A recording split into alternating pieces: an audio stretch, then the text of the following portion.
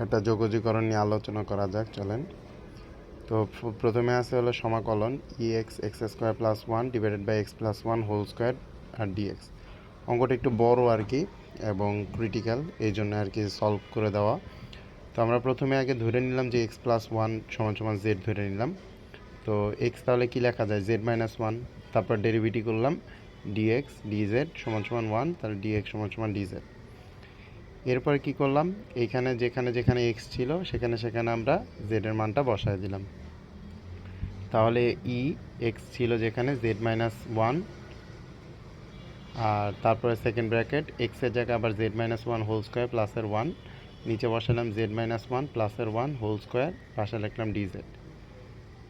Z minus one ছিল, তাহলে ওই জায়গায় কী করলাম, জেড ডিভাইডেড বাই পাশে কী করলাম, স্কোয়ারের সূত্র ফেললাম z square minus two Z প্লাসের ওয়ান, নিচে আসলো জেড মাইনাসের ওয়ান প্লাসের ওয়ান কাটা জেড স্কোয়ার, পাশে লিখলাম ডিজেড জেড। আর এখানে মানে হলো এটা একটা মান, শুধুমাত্র একটা ধ্রুবক মান, এই জন্য এটাকে প্রথমে লিখলাম ওয়ান বাই জেডটা রাখলাম, উপরে লিখলাম Z square minus two Z প্লাসের two divided by Z square, তারপর পাশে লিখলাম ডিজেড।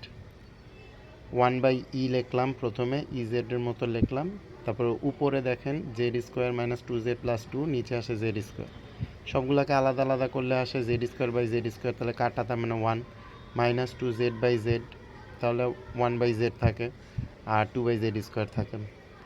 ওয়ান বাই লিখলাম প্রথমে, তারপরে জেড সবার সাথে গুণ করে দিলাম, এর পরের লাইনে সবার সাথে ডেরিভেটিভ সমাকলন চিহ্ন দিয়ে দিলাম।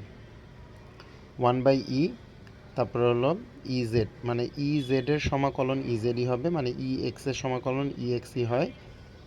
আর এইদিকে হলো মাইনাসের two Z by z divided by z ছিল, তো জেডটা যদি উপরে চলে যায় তাহলে জেড ইনভার্স ওয়ান হবে। পাশে লিখলাম ডিজেড প্লাস টু সমাকলন z by Z square dz. তো আমরা দেখলাম যে z into z inverse one, এটা হলো ইউভি সূত্র পড়ে।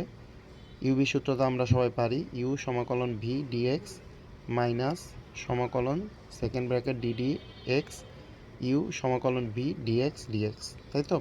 তো আমরা ওই অনুযায়ী জেড আর ডি ইনভার্স ওয়ানের সমাকলন বসাবো, কিন্তু এখানে খেয়াল করতে হবে যে আমরা কোনটারে আগে বসাবো, কোনটারে ইউ ধরবো, কোনটারে ভি ধরবো। এটার জন্য একটা নিয়ম আছে লিয়েট, LIATE। লিয়েটের এল মানে লগারিদম, আই মানে ইনভার্স, টি মানে ত্রিকোণমিতি, আর এ মানে অ্যালজেব্রা, আর মানে এক্সপোনেনশিয়াল মানে হলো আপনার এক্স। তাহলে প্রথমে কি বসাইলাম, টু বসাইলাম, টুটাকে আগেই নিয়ে আসলাম, থার্ড ব্র্যাকেট দিয়ে দিলাম।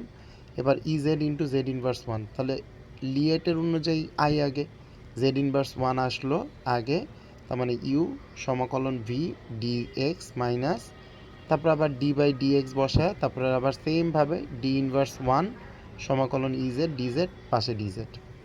তারপরটা দেখেন বাকি যা ছিল তা বসাই দিলাম, প্লাস টু সমাকলন z by Z square DZ.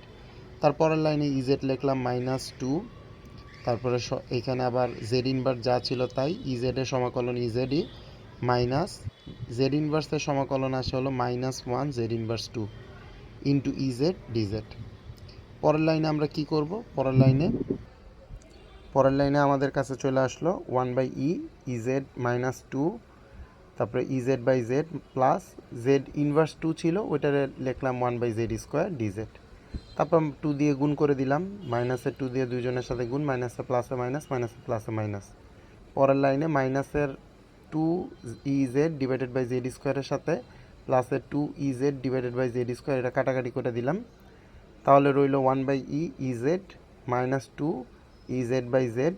জেডের জায়গায় আমরা আসলে মূলত মান ধরে নিয়েছিলাম, তার জন্য জেডের মানটা বসাই দিলাম, শেষ, দ্যাটস ইট। যদি পেজটা ভালো লাগে তাহলে সবাই সাবস্ক্রাইব দিয়ে রাখবেন। আসসালামু আলাইকুম।